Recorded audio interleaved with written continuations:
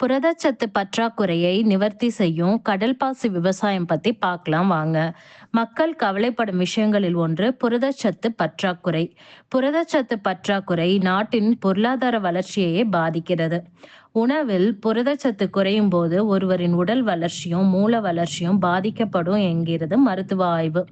இதனால புரதச்சத்து குறைபாடு உள்ளவரிடம் சோம்பேறித்தனம் குடிகொள்கிறது. இதனால் உழைப்பும் குறைகிறது. தனிநபர் உழைப்பு குறைவதால் நாட்டின் வருமானமும் பாதிக்கப்படுகிறது என்கின்றனர் விஞ்ஞானிகளும் பொருளாதார மேதைகளும். இந்த புரதச்சத்து பிரச்சனைக்கு தீர்வு காண ஒரு வழி இருக்குங்க.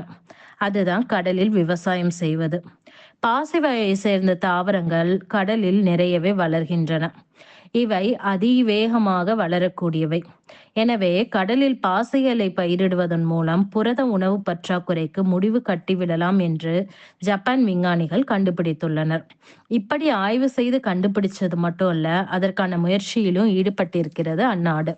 முதல் கட்டமாக 2009 ஜப்பான் கடற்கரை பரப்புகள்ல 60,000 ஹெக்டேர் பரப்பில் பாசியை பயிர் செய்தனர் ஜப்பான் விவசாயிகள்.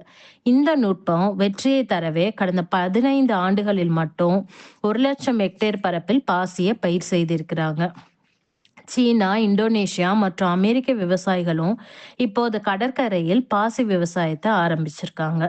இதற்கு இந்நாட்டு அரசுகளும் நிதி உதவி அளித்து வருகின்றன.